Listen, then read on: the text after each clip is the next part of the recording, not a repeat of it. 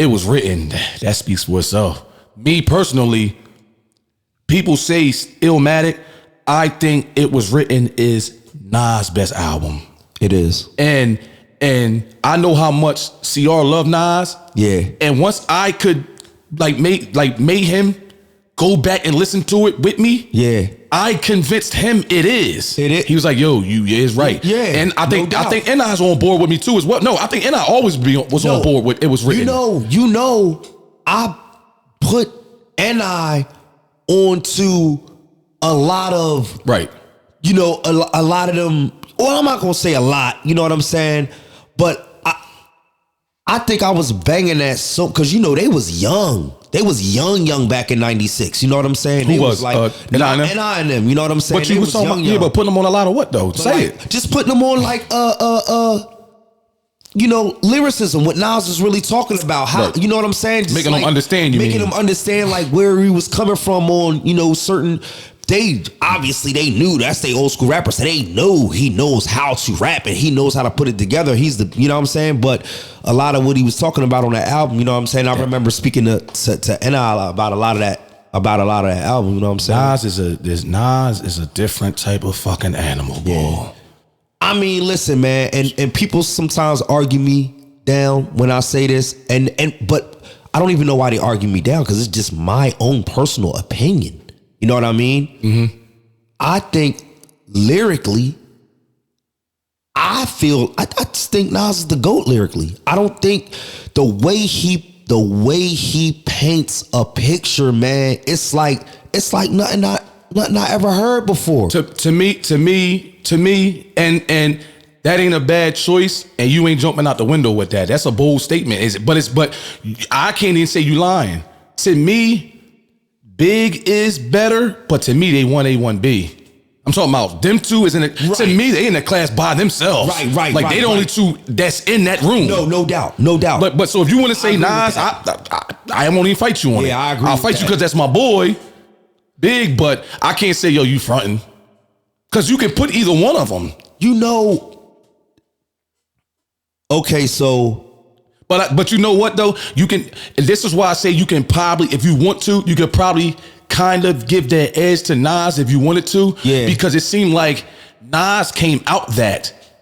Biggie seen that and was doing it. Right. Because it sounds dope though. Right. When you a lyricist. Right. And you rhyming word at the word, it sounds beautiful. Yeah. That's, oh man. And Nas came out doing it. And I can say that's why when Big won Lyricist of the Year, he said, I don't know how I won that with Nas in the category because Nas was in it too. No doubt. He said, I just went to win Album of the Year. Right. But Big, no, his lyricism was there. Right. He just ain't think it was better than Nas on Ready to Die. Right. And right. It might have been, and then it might not have been. Right. But see why reason why I love Big though, not just because he's great, but anytime you could take somebody's first album and put it next to their second and it's two totally different albums. Yeah. Like they're not even close to each other. Like I'm talking about they both great. Nothing, he don't sound like he was on the same shit. He sound like exactly how he was. Like he was broke and then he got money now. Listen, I try to make that point to a lot of guys, but it's almost as if when I begin to talk about it, it's like I'm not articulating it the right way. Right. What I mean is this. Let's take Biggie's first album and Nas's first album, right? And then let's go to their second album, their sophomore albums, right? Yeah. Look at the difference, right, of cadence, of lyricism. Yeah. And it's so different. Yeah. And it's so much better. Right. It's almost as if, how did he do this? How did he get this good, but just by his second album? He's not supposed to be that good until maybe album 4, but 3 or 4. See, like, you can't tell me Nas wasn't 30 on Illmatic. You can't tell me that. God, yo. But you know what's crazy? Them niggas grew fast because if you listen to Illmatic, great album, right? Listen to Ready to Die, great album, right? But like I'm just thinking like the album wasn't pieced together great. Good, but not great. But if you go to their second albums, it's like it was pieced together perfectly. Yeah. Like this song is supposed to come on after this one, and this one is supposed to come on after that one. Like it's just pieced perfectly. Engineered. Yeah, like it's engineered correct. No, but I'm just saying, like, because when you this is how I do. What I do now, when I go to put out an album, I used to record the songs and then I line them up where I think they should go, make it make sense. Yeah. Now what I do is once I write all my songs, right, I just take the instrumental and put this song on. I mean, I piece it like that. That's what you have to do though to get your album to be pieced together right. You have to put the songs where it sound like it should go. Yeah, because you don't want to. I mean, had this song, you talking about this, and then it switched to this, like it fucks the vibe up. Like you want to, when you get into a different vibe, you want it to ease through. So basically, I understand exactly what you're saying. I'm kind of listening to it was written in my head as you're speaking. Yeah. I'm kind of, because I'm going from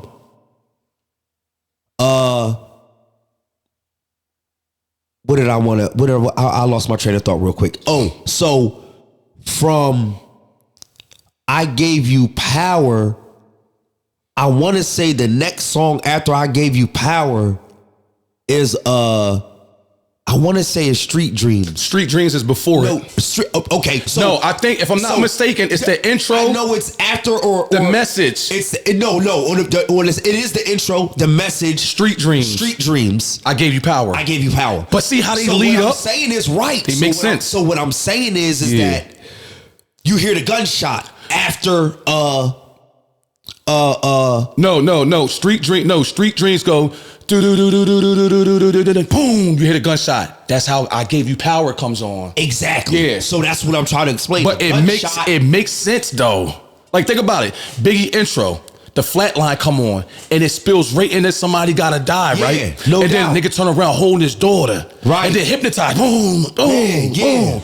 And then Martin with the mad rapper with the kick in the door. Right. And then like it just seemed like it's pieced together perfect. It is, man. Yeah, but like it's like on their first joint, it's good, but it's kind of like it was moved. Like certain songs should have been here or certain songs should have been here. But you can't tell me them niggas won them. I can't believe them niggas was kids. Yeah. Not rapping like especially not Nas. Nah, it was crazy. Sneaker Uzi on the island on my army jacket lining. Listen, yo, nigga, 19. So check this out, right?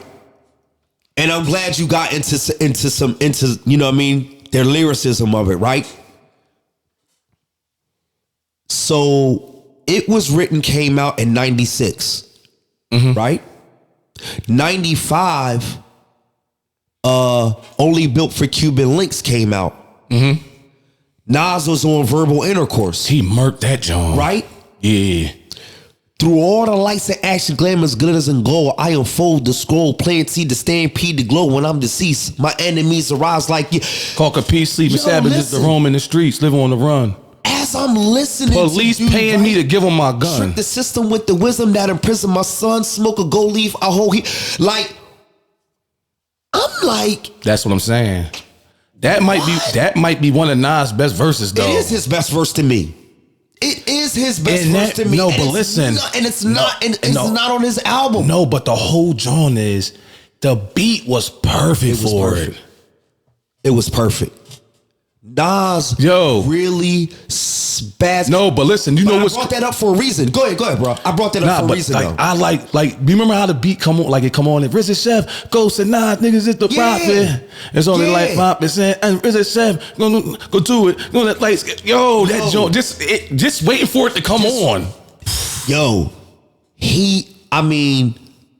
dude, man, all right, so that came out in 95, and then the next year, It Was Written came out.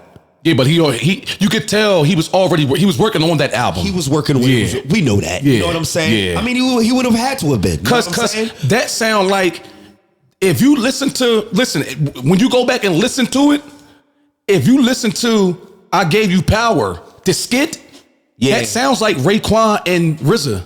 Yeah. It sound like them. Yo, give me these, give me these. Yeah. That sound like them. Yeah.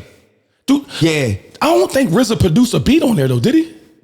No. Not on it was written. Not on it was written. No, he didn't. Right, okay. Dre had. Oh yeah, that's my job. Nas is coming. He spazzed on that. Fake. Red dot his face like a Hindu. Yeah, he spazzed on that. Yeah, but yeah. But I say that to say this. When I heard that verse on Verbal Intercourse, and then I knew It Was Written was coming out soon, right? I remember thinking to myself, like, I'm like 22 at the time. So I remember thinking, because me and Nas are the same age, you know what I'm saying? We both born in 74, you know what I'm saying? Right. He a Virgo. I'm older than Nas because I was born earlier in that year, right? Yeah. So I'm thinking like, okay, we both young boys. We both the same age. Like, we like,